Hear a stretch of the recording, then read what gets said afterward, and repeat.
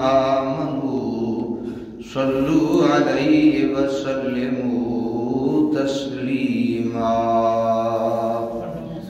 اللہم صل علی محمد وعلی آل محمد وبارک وسلم وصل علیہ الصلاة والسلام علیک یا سیدی یا رسول اللہ وعلی آلک واصحابک یا حبیب اللہ۔ بعد از حمد و ثنا نہایت ہی واجب الاحترام بزرگوں، دوستوں، عزیز ساتھیوں، اللہ جل مجدہ کا احسان عظیم ہے کہ اس نے حق کی باتیں سننے سنانے کا موقع نصیب فرمایا ہے۔ دعا کریں اللہ تعالیٰ مجھے بیان کرنے میں خلوص نصیب کرے اور آپ کو سننے میں خلوص نصیب کرے، اور اس سننے سنانے کے بعد مجھ گناہگار کو بھی اللہ تعالیٰ عمل کی توفیق عطا فرمائے اور آپ کو بھی عمل کی توفیق نصیب فرمائے۔ حضرات محترم،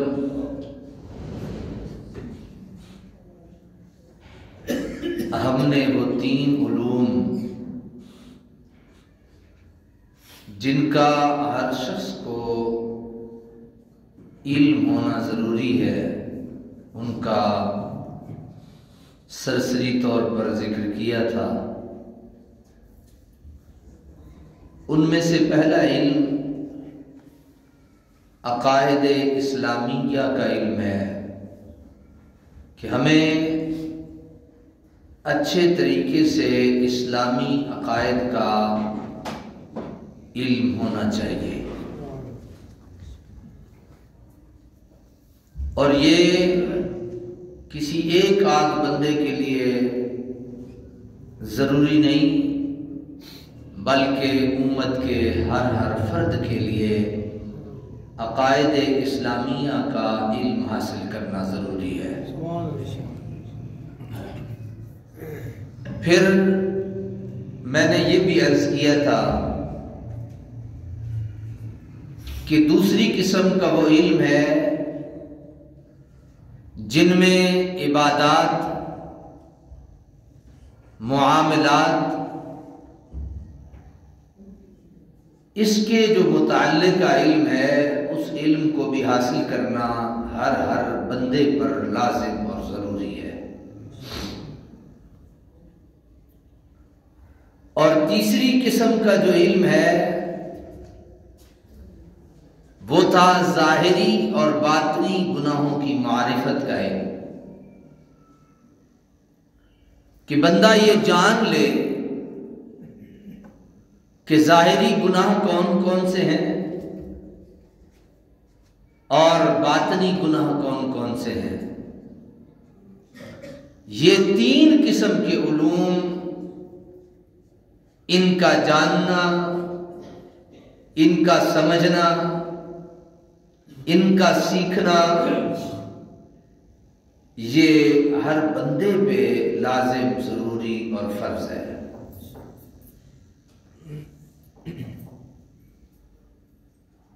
اب اگر کوئی یہ کہے کہ جناب میں یہ علم سیکھ نہیں سکا،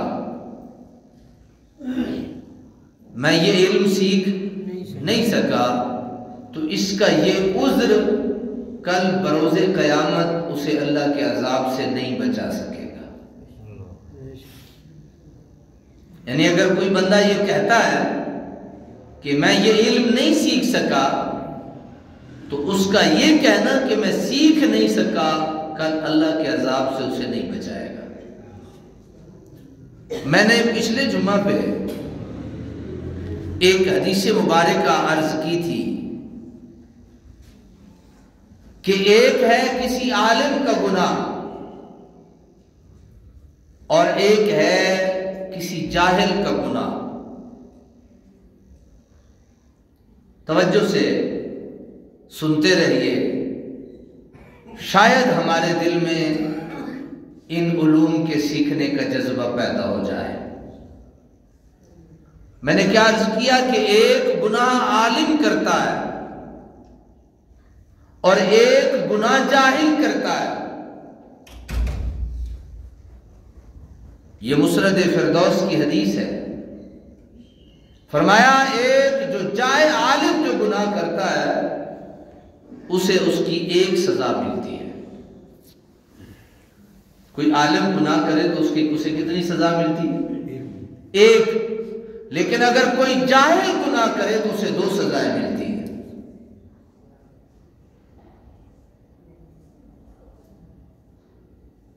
کوئی عالم گناہ کرے اسے ایک سزا ملتی ہے، اور اگر کوئی جاہل گناہ جاہل کرے تو اسے 2 سزائیں ملتی ہیں.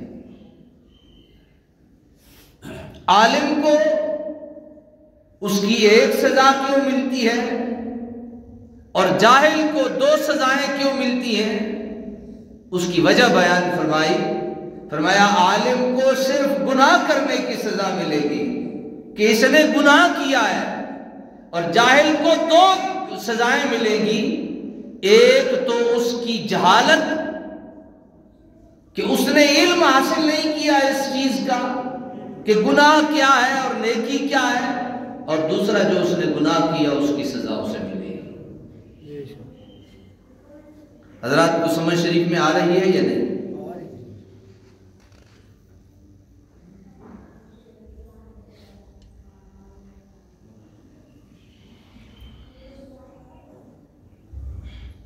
حضرت ابو درداء روایت کرتے ہیں، فرماتے ہیں کہ رسول اللہ صلی اللہ علیہ وسلم نے مجھ سے فرمایا کیف انت یا اویمر، اے اویمر تیرا کیا معاملہ ہوگا؟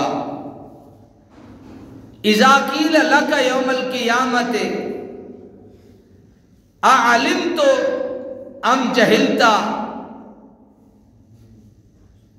کہ اے اویمر جب قیامت کے دن سے تجھ سے پوچھا جائے گا کہ تو نے علم حاصل کیا یا جاہل رہا،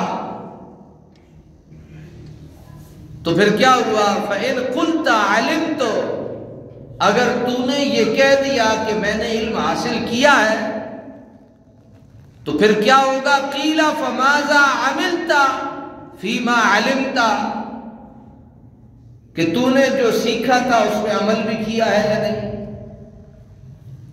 اور وَإِن قُلْتَ جَهِلْتُ، اور اگر تو نے کہا کہ میں تو جاہل رہا تو قِيلَ لَكَ فَمَا كَانَ عُذْرُكَ فِيمَا جَهِلْتَ أَلَا تَعَلَّمْتَ، فرمایا کہ اگر تو نے یہ کہا کہ میں نے علم حاصل کیا تو پھر تجھ سے عمل کے بارے میں پوچھا جائے گا کہ جو سیکھا اس پہ عمل کیا یا نہیں کیا. اور اگر تو نے کہا کہ میں نے یہ علم نہیں سیکھا تو پھر تجھے کہا جائے گا کہ تو نے کیوں نہیں سیکھا، اور تیرا یہ عذر، تیری یہ معذوری کہ تو نے علم حاصل نہیں کیا، یہ اللہ کی بارگاہ میں کوئی عذر نہیں ہوگا اور تیرے گناہوں سے بچانے والا نہیں ہوگا. حضرت ابن عباس رضی اللہ تعالیٰ عنہ، وہ حدیث مبارکہ جو میں آپ کی خدمت میں پہلے عرض کر چکا ہوں، ہمیں علم اس لیے بھی سیکھنا چاہیے کہ یہ ہمارے اللہ کا حکم ہے. کس کا حکم ہے؟ اللہ کا. کیا ارشاد فرمایا پروردگار نے؟ فرمایا فَاسْأَلُوا أَهْلَ الذِّكْرِ إِن كُنتُمْ لَا تَعْلَمُونَ، فرمایا کہ اگر تم ایک بات نہیں جانتے، ایک چیز کا علم تمہیں نہیں، تو فَاسْأَلُوا، پوچھو، اہل الذکر، اے اہل العلم، یعنی اہل علم لوگوں سے پوچھو، ان کنتم لا تعلمون، جس چیز کا تمہیں علم نہیں ہے. اب وہ میں نے 3 علوم جو ہر بندے کے لیے سیکھنے ضروری ہے وہ میں نے عرض کر دی ہیں. عقیدہ سیکھنا ضروری ہے، معاملات کا علم سیکھنا ضروری ہے، اور ظاہری اور باطنی گناہوں کے معرفت کا علم سیکھنا ضروری ہے۔ کوئی بندہ بروز قیامت یہ نہیں کہہ سکتا کہ میں یہ علم سیکھ نہیں سکا، تو رب تعالیٰ فوراً اس سے پوچھے گا فَاسْأَلُوا أَهْلَ الذِّكْرِ، تو نے قرآن کی علم اور قرآن کی آیت کو نہیں پڑھا تھا؟ تجھے تک قرآن کی آیت نہیں پہنچی تھی کہ جس چیز کا تجھے علم نہیں، جا وہ تو اپنا علم سیکھ کیا۔ حضرت ابو ہریرہ رضی اللہ تعالیٰ عنہ سے مروی ہے،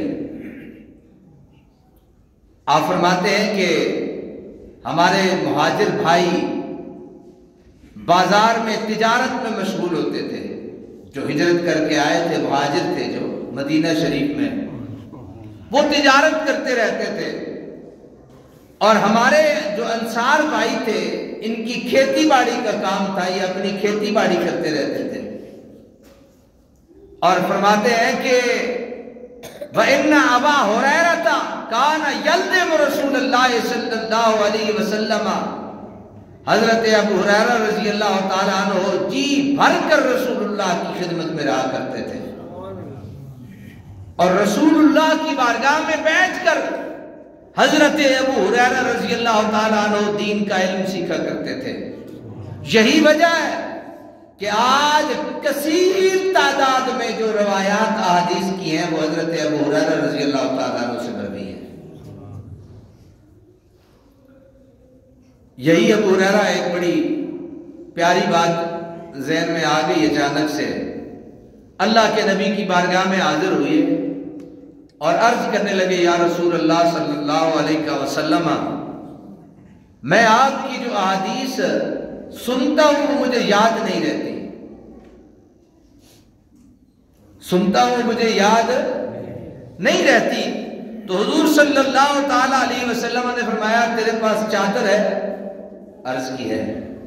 فرمایا یہ چادر سامنے بچھاؤ۔ چادر رسول اللہ صلی اللہ علیہ وسلم کے سامنے بچھائی گئی۔ میرے آقا صلی اللہ علیہ وسلم نے یوں اپنے دونوں ہاتھ اٹھائے اور ہوا میں سے چلو بھرا اور حضرت ابو ہریرہ رضی اللہ تعالیٰ عنہ کی چادر میں ڈال دی۔ یوں ہوا میں سے چلو بھرا اور حضرت ابو ہریرہ رضی اللہ تعالیٰ عنہ، بخاری شریف میں یہ بات موجود ہے۔ آج لوگ طرح طرح کی باتیں رسول اللہ صلی اللہ علیہ وسلم کے بارے میں کرتے ہیں، میں حیران ہوتا ہوں یہ امتی کہلوانے کے حقدار بھی ہیں یا نہیں؟ بھائی جس کا کلمہ پڑھ کے تم امتی ہوئے ہو، اگر اس محمد میں نقص موجود ہے تو پھر کس کا کلمہ پڑھ کے تم امتی ہونا چاہتے ہیں؟ اللہ کے نبی کی بارگاہ میں حضرت ابو ہریرہ حاضر ہوتے ہیں، عرض کرتے ہیں سونا جو حدیث میں یہاں سے سن کے جاتا ہوں وہ حدیث مجھے بھول جاتی ہے۔ میرے آقا فرماتے ہیں چادر بچھا۔ حضرت ابو ہریرہ نے چادر بچھائی، یوں فضا میں جس طرح کوئی چلو بھرتا ہے کسی چیز کا، ایک چلو بھرا چادر ابو ہریرہ میں ڈال دیا، دوسرا بھرا چادر ابو ہریرہ میں ڈال دیا۔ میرے آقا نے فرمایا اب اس کو اکٹھا کر کے اپنے سینے پہ پھیر لے۔ جب سینے پہ حضرت ابو ہریرہ نے پھیرا، میرے آقا نے فرمایا ہاں جی اب بتائیے حدیث مبارکہ کا کیا حال ہے؟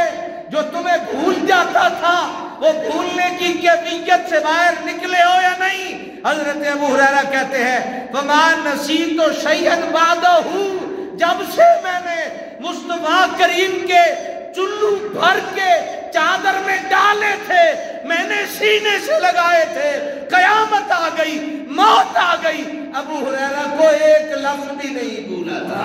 سبحان اللہ۔ فَمَا نَسِيتُ شَيْئًا بَعْدَهُ، میں اس کے بعد ایک حرف بھی نہیں بھولا جو میرے مصطفیٰ نے کہا تھا۔ خالی ہوا میں سے چلو بھر کے حضرت ابو ہریرہ کی چادر میں ڈال دے تو ابو ہریرہ نہ بھولے جس کو میرے مصطفیٰ نے سینے سے لگا لیا اس کا عالم کیا ہو۔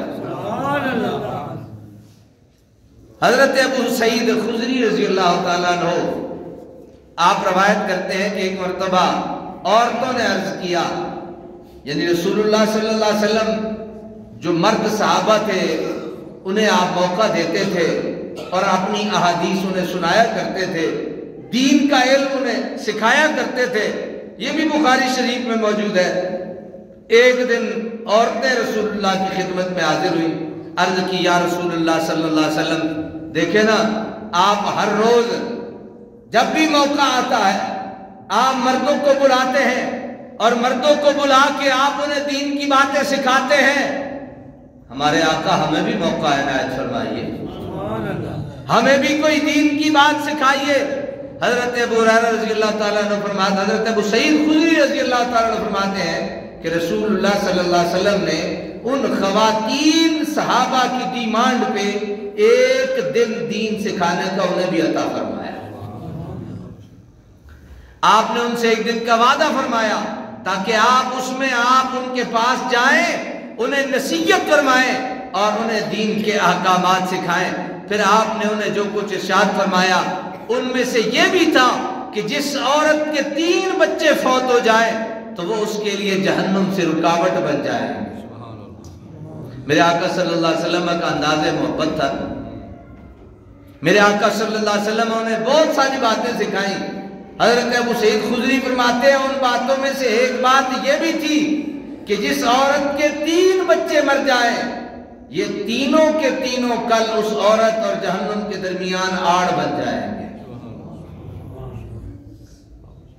اللہ اکبر۔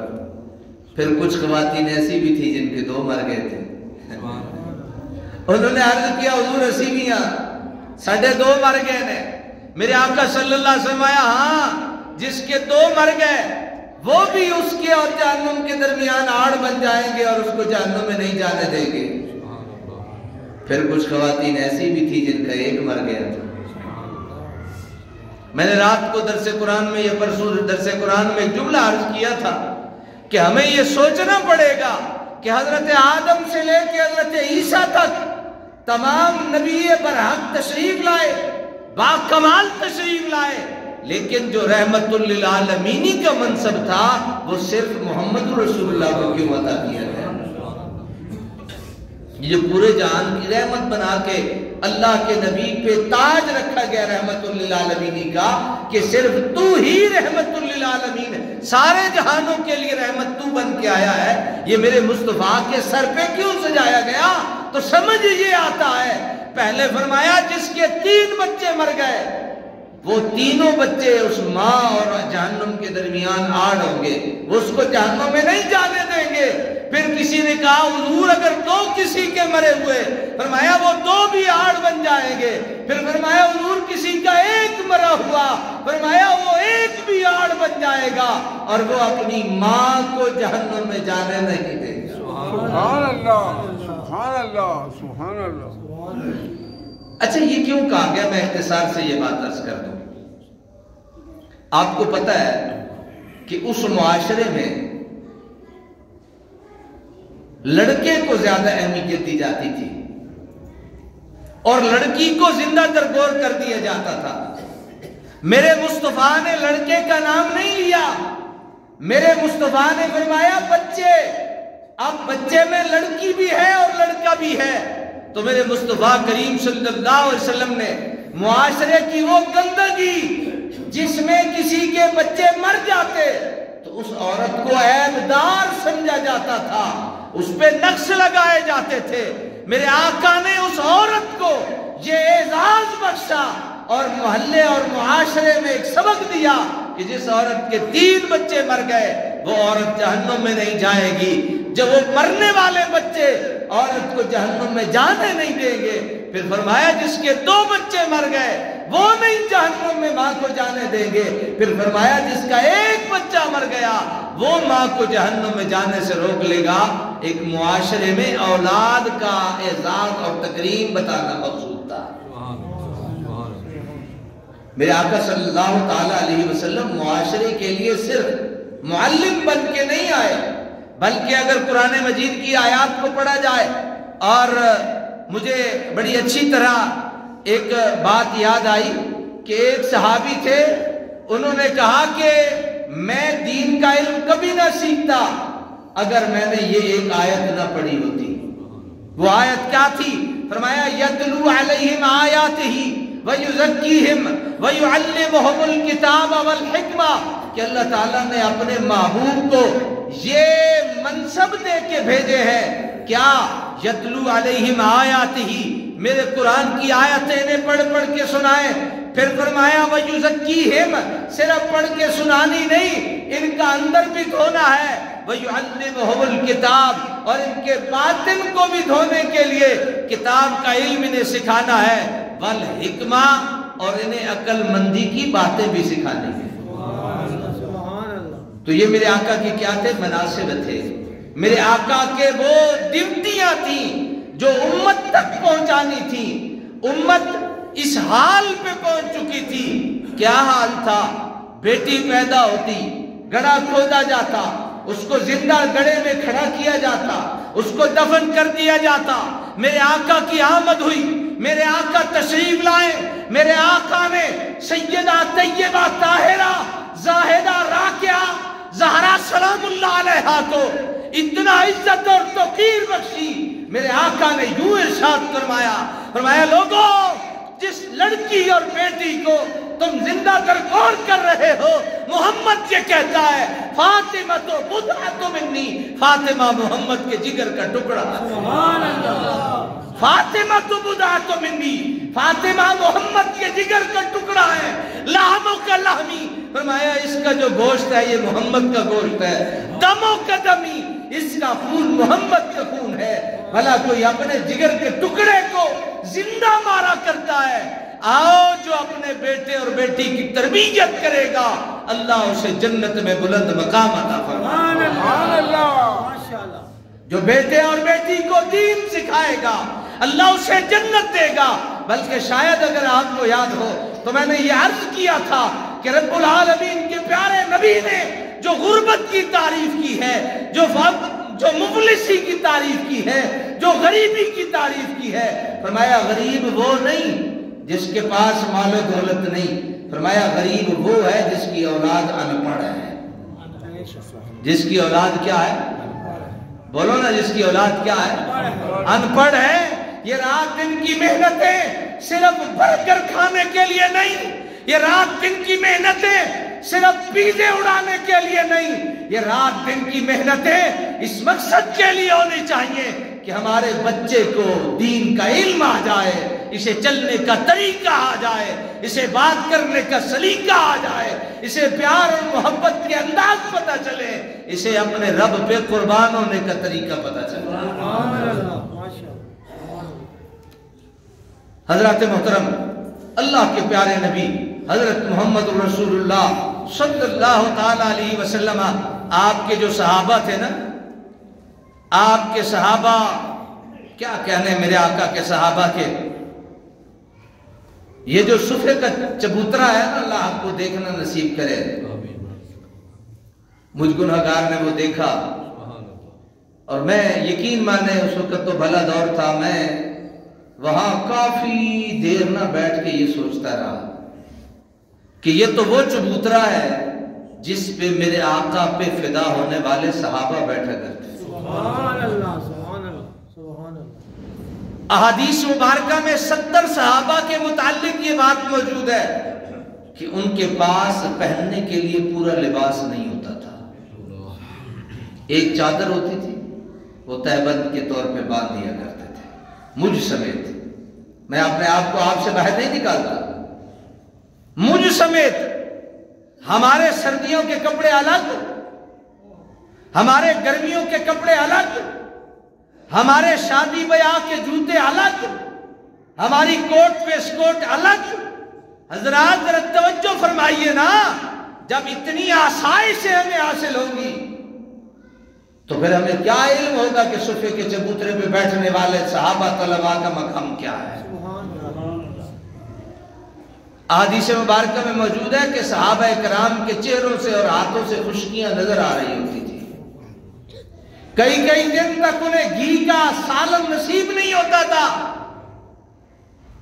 کئی دن تک وہ بھوکے رہتے تھے اور خشکیاں ان کے جسم سے نمودار ہوتی تھی لیکن جاتے کہاں تھے اللہ کے نبی کی آمد کا انتظار کرتے تھے اور صفا کے چبوترے پہ بیٹھ کے اللہ اور اس کے رسول کا دین سیکھا کرتے تھے۔ میرے سمیت ہماری حالت یہ ہے کہ ہمارے سکول میں بچوں کے امتحان کا آغاز ہو جائے، ہم بچوں کو مدرسے سے جو 1 گھنٹہ بھی نہیں ہوتا اس سے چھٹی کروا لیتے ہیں۔ 1 گھنٹہ بھی قرآن کا علم نہیں پڑھتے روزانہ 24 گھنٹوں میں، ہم چھٹی کروا لیتے ہیں۔ اور اگر میرے جیسا کوئی استاد منت ترلا کر لے اور کہے کہ جناب آپ کے شہزادے نہیں آئے، تو جواب ملتا ہے حضور اس کے امتحان آغاز ہو گیا ہے، یہ اب 2 مہینے نہیں آئیں گے، یہ 10 دن امتحان دیں گے۔ ارے شہزادوں، اللہ کے نبی کے امت، کیا یہ دور بھی آنا تھا کہ ہم اللہ کے قرآن کو پیچھے کر دیتے اور دنیا کے علم، انگریزی کے علم کو آگے کر دیتے؟ ہم آپ کو منع نہیں کرتے، آپ دین کے علاوہ کوئی اور علم نہ سکھائیں، ہم منع نہیں کرتے۔ ڈاکٹر بنائیں، انجینئر بنائیں، سائنٹسٹ بنائیں۔ یہ سارے مسلمان سیاستدان جن کو آج ہماری قوم بھول چکی ہے، انہیں کیا علم ہے کہ یہ بلب بنانے والا بھی مسلمان تھا، یہ ٹیلی فون بنانے والا بھی مسلمان تھا، یہ فلاں جو ہے یہ بھی مسلمان تھا، یہ بیرونی بھی مسلمان تھا۔ یہ سارے وہ خوشبخت لوگ تھے جن کے ایک ہاتھ میں رب کا قرآن ہوتا تھا، اور وہ ایسی مائیں ہوتی تھی جنہوں نے اپنی کھوپ کو باندھ نہیں ہونے دیا تھا۔ حضرت سیدنا شیخ عبد القادر جیلانی اور دیگر بہت سارے اولیاء امت کے بارے میں آتا ہے کہ جب پہلی دفعہ استاد کے پاس گئے، استاد نے اعوذ باللہ پڑھا، بیٹے نے بسم اللہ بھی پڑھ دیا۔ استاد نے پہلا سپارہ پڑھا، بیٹا دوسرا بھی ختم کر کے بیٹھا تھا، حتیٰ کہ 16 سپارے پڑھ گیا۔ استاد نے ماتھا چوم کے کہا قربان جاؤں، کس خوبصورت کے پاس پڑھتا رہا ہے۔ ماں بول کے کہنے لگی استاد محترم، یہ کسی کے پاس نہیں پڑھتا رہا، یہ آج پہلے دن باقاعدہ آپ کی درسگاہ میں آیا ہے۔ کہا یہ اتنا میٹھی میٹھی بولی میں قرآن کیسے سیکھ کے آیا ہے؟ فرمایا یہ میری گود میری پیٹ میں تھا، میں جھاڑو دیتی تھی قرآن پڑھتی تھی، سبحان اللہ، میں اس کے بابا کی خدمت میں لگی رہتی تھی قرآن پڑھتی تھی، سبحان اللہ، یہ میری پیٹ میں رہ کے مجھ ماں کے پڑھے ہوئے قرآن کو سیکھ کے یاد کر کے باہر آیا۔ سبحان اللہ۔ کہاں گئی وہ مائیں؟ کہاں گئی وہ مائیں؟ کہاں گئے وہ باپ؟ میں اس نتیجے پہ پہنچتا ہوں، باپ باہر سے رزق حلال کما کے لائے، وہ اپنی بیوی بچوں کو حلال کھلائے۔ میں دعوے سے کہتا ہوں اللہ ماشاءاللہ کو ایک آدھ ایسا نکل آئے وہ الگ مرحلہ ہے، ورنہ نہیں ہو سکتا۔ جیسا حلال کما کے لاتا ہے ویسے اولاد سے حلال کی امید رکھتا ہے۔ سبحان اللہ۔ میرے پاس کئی ایسے بچے، ہم ان کے باپوں کو جانتے ہی نہیں، کئی ایسے بچے ماں چھوڑ گئی اس کے بعد پتہ ہی نہیں، کئی ایسے بچے باپ چھوڑ گیا پتہ ہی نہیں۔ او اللہ کے بندو، جس قرآن نے قبر میں ساتھ دینا ہے، جس قرآن نے حشر میں ساتھ دینا ہے، جس علم نے اس مرنے کے بعد ساتھ نہیں چھوڑنا، وہ ایک بنا ہوا ہے کلپ سے مجھے بڑا اچھا لگتا ہے کہ بچہ جب مر جاتا ہے تو وہ یعنی مر گیا، وہ اپنا اس میں شو کر رہے ہوتے ہیں کہ بچہ مر گیا ہے اور بچے کے پاس کوئی دین کا علم نہیں ہے اور اس کے پاس دنیا کی ساری ڈاکٹریٹ تک کی ڈگریاں موجود ہیں، تو وہ اپنے ابے کو کہتا ہے یہ اتنی ڈگریاں مجھے تو نے پڑھائی ہیں، ایک آدھ ایسی بھی ڈگری مجھے لے کے دے دیتا جو قبر میں میرے کام آتی۔ پڑھائیے اپنی اولاد کو، اچھے سے اچھا پڑھائیے بھلا، کون کہتا ہے آج کے دور میں کہ نہ پڑھائیے؟ بنائیے ڈاکٹر، رزق کے ذرائع جو حاصل کرنے کے ہیں وہ دیجیے اپنے بچوں کو، لیکن یہ تو بتائیے نا حلال کیا ہے اور حرام کیا ہے۔ سبحان اللہ۔ اگر بیٹا اچانک سے اس کے ہاتھ میں 5-5 کلو کے فروٹ کے شاپر ہیں اور پیزے آ رہے ہیں اور مہنگی کھانے کی چیزیں گھر لا رہا ہے، تو اسے دروازے پہ روک کے پوچھیے تو صحیح، بیٹا یہ ڈاکہ ڈال کے آیا ہے یا اس کی حلال کما کے لایا ہے؟ لیکن وہ باپ میں جرت کہاں سے آئے؟ باپ خود چور ہے، وہ اولاد سے پوچھے گا کیا؟ وہ تو خوش ہوتا ہے، اچھا ہے اچھا کھائیں گے، یہ اچھا نہیں۔ اللہ کے نبی کو جو اللہ نے منصب نبوت بخشا ہے، اس میں جہاں یہ ہے کہ یعلمہم الکتاب، انہیں کتاب کا علم سکھائیے، وہاں یہ بھی حکم ہے وَيُزَكِّيهِمْ، ان کے اندر والے پورے روحانی نظام کو بھی پاک اور صاف فرما دیجیے۔ تو حضرات محترم، آخری بات حضرت امام بخاری فرماتے ہیں کہ قد تعلم اصحاب النبی صلی اللہ علیہ وسلم فی کبر منہم، یہ جو بابے شرمیلے بابے ہوتے ہیں، کون سے بابے؟ شرمیلے بابے۔ میں آج ہمارے وہ شفیع صاحب ہیں، اللہ تعالیٰ ان کو لمبی عمر دے، صحت سلامتی دے، آج بلکہ کل سے ان کا 18واں سپارے کا آغاز ہو گیا ہے۔ سبحان اللہ۔ میری بات سنو، جس دن وہ آئے تھے مجھے وہ دن بھی اچھی طرح یاد ہے، جس طرز اور لہر میں انہوں نے پہلے دن پڑھا وہ بھی مجھے یاد ہے، اور آج اللہ کی قسم اٹھا کے کہتا ہوں کہ بغیر بتائے بھی وہ ایک آدھ صفحہ پڑھ لیتے ہیں۔ یہ آپ جو بزرگ نہیں پڑھے لکھے، وہ یار جڑا ریٹائر ہو گیا ہے گھر سہنے نالوں بہتر نہیں میرے کو آ جایا کر، کو دین دی گل سکھ لیا کرے۔ اللہ کے نبی امام بخاری کہتے ہیں قد تعلم اصحاب النبی فی کبر منہم، فرمایا کہ بے شک رسول کریم کے اصحاب اپنے بڑھاپے میں بھی علم سیکھتے تھے، بڑھاپے میں بھی علم سیکھتے تھے۔ تو اللہ کرے ہم بھی بڑھاپے میں سیکھنا شروع کرتے ہیں۔ وہ بابے آکے ہے نا، اسا کہا کہ اصل گلی محمد بخشا بچوں گئی مکھ، ان بچوں تے مکی گئی،